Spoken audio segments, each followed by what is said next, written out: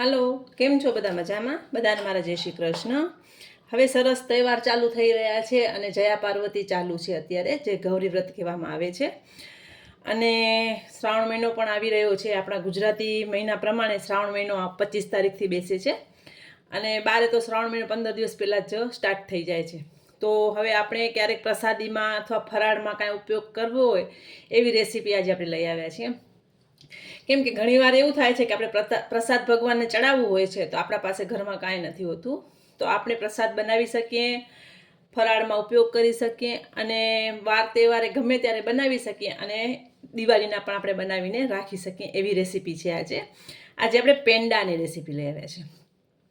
હવે બધાને એમ થશે કે પેંડા તોમાં માવું જોઈએ આ તે, તો આપણે મિલ્ક પાવડરમાંથી પહેલાં માવો બનાવશું અને માવામાંથી આપણે પેંડા બનાવશું. એ રેસીપી આપણે જોશું. તો તેના માટે હું માપ બતાવી દઉં. માપ બતાવું છું, પરફેક્ટ માપ છે, એક જ સરખું માપ છે. 1 વાટકી દૂધ છે, પોણી વાટકી ખાંડ છે દળેલી, 1 થી 2 ચમચી ઘી છે.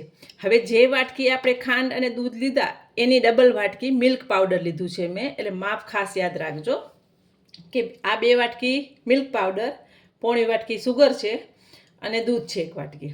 સાથે પિસ્તા છે, બદામની કતરણ છે, ઇલાયચી છે અને કેસર છે. એકદમ ઇઝીલી છે, ફટાફટ બને છે અને બનાવીને તમે સ્ટોર પણ કરીને રાખી શકો છો. કેમ કે ઘણીવાર એવું થાય કે આપણા પાસે ટાઈમ નથી હોતું માવો લેવા જવાનું, અથવા આપણે આસપાસ ક્યાંય માવો મળતું નથી, તો આપણે આ રેસીપી બનાવી શકીએ છીએ.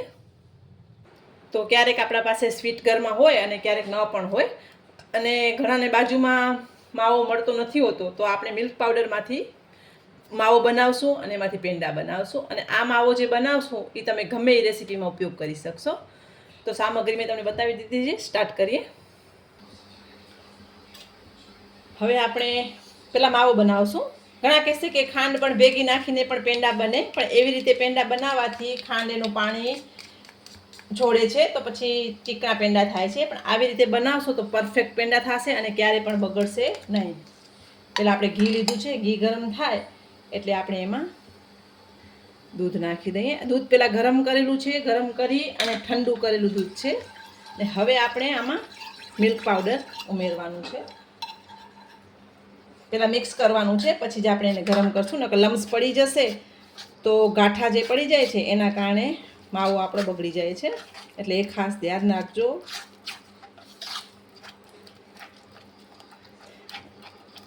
તમે જોઈ શકો છો લગભગ તો ગાંઠા બધા ઓલા થઈ ગયા છે.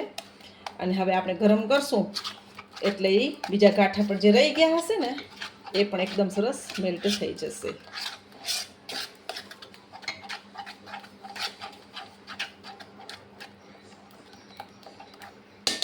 હવે આપણે ગેસને સ્ટાર્ટ કરી દઈએ. પહેલાં મેં બંધ કરી નાખ્યું હતું, ઘી ગરમ કરીને દૂધ નાખી અને ગેસ બંધ કર્યું હતું. હવે ફરીથી આપણે એને સ્ટાર્ટ કરી. હવે એક સરખું બધું હલાવતા રહેવાનું છે અને એને થીક જે થાય માવો એ બની જશે. તમને હમણાં જ આઈડિયા આવી જશે કે માવો કેવું બને છે ઘરે.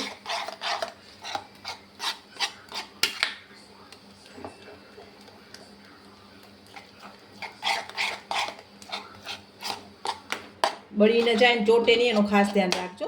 હવે આ સ્ટેજ ઉપર આપણે જો વ્હાઈટ પેડા કરવા હોય તો આપણે વ્હાઈટ જ માવો રાખશું, પણ અત્યારે આપણે કેસરવાળા કરશું. તો હું આમાં કેસર અત્યારે ઉમેરી દઈશ, અથવા આ કેસરવાળું દૂધ પણ તમે નાખી શકો છો. તો હું 2 થી 3 મેં કેસર લીધી છે. 2 થી 3 તાતરા કે તમારે જેટલું નાખવું હોય એટલું તમે કેસર લઈ શકો છો. તમે જોઈ શકો છો કે માવો એકદમ સરસ બનવા લાગ્યું છે. હવે મેં કેસર કેવી રીતે કરવું એ પણ આગળ બતાવેલું જ છે, કે કેસરને પાણીમાં પીગાળી અને તમે ઉપયોગમાં લઈ શકો છો. તમે જોઈ શકો છો આપણો માવો એકદમ સરસ બની ગયું છે અને ફટાફટ જ બની ગયું છે. આમાં કોઈ વાર નથી લાગી અને આમાં કાંઈ બગડવાની શક્યતા પણ નથી. તો આપણે માવો સાઈડમાં લઈ લઈશું, પહેલાં ઠંડો કરી લઈએ.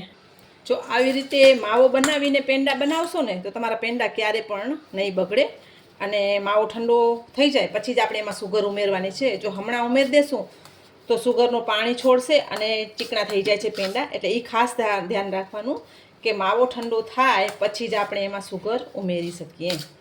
અને તમે બહારથી માવો લઈ આવ્યા હો તો પણ તમને પહેલાં માવાને શેકી લેવાનું થોડું, અને ઠંડુ થાય પછી જ એમાં ખાંડ ઉમેરજો.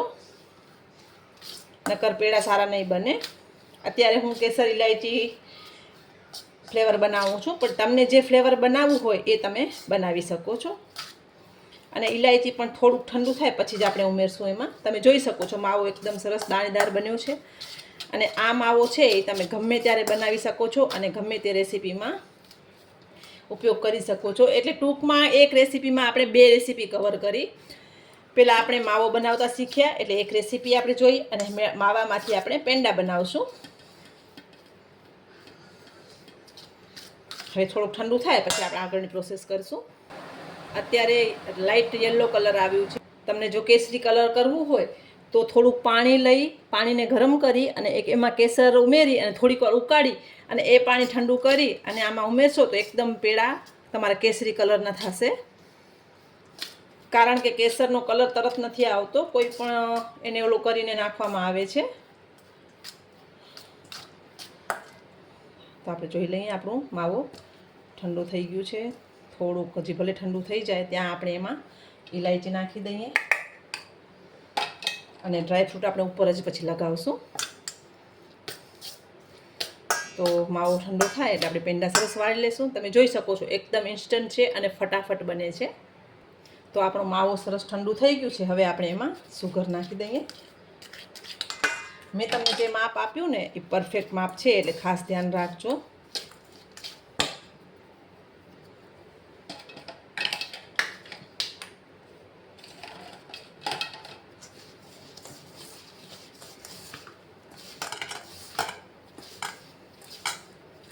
આવી રીતે બનાવવાથી તમારા પેંડા ક્યારેય પણ નહીં બગડે, એ મારી ગેરંટી.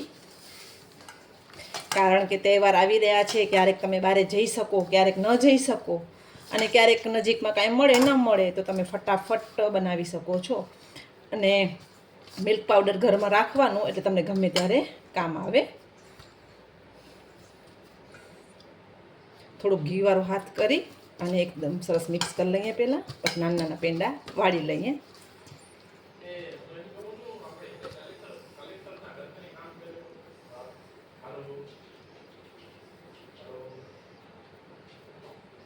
શેપ તમે તમારી રીતે નાનો મોટો કરી શકો છો. અત્યારે હું મીડિયમ સાઇઝના જ પેંડા રાખીશ. હવે આપણે એની ઉપર બદામની કતરણ, પહેલાં આપણે પેંડા વાળી લઈએ પછી જ ગાર્નિશ કરીએ.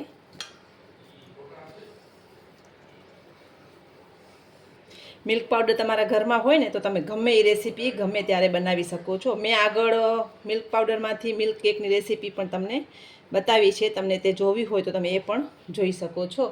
તમે જોઈ શકો છો એકદમ સરસ પેંડા બની રહ્યા છે આપણા. ઇન્સ્ટન્ટ છે અને ઘરના પેંડા ચોખ્ખા હોય છે અને ઇન્સ્ટન્ટ છે. તો તમે આ રેસીપી ચોક્કસ તમારા ઘરે બનાવજો.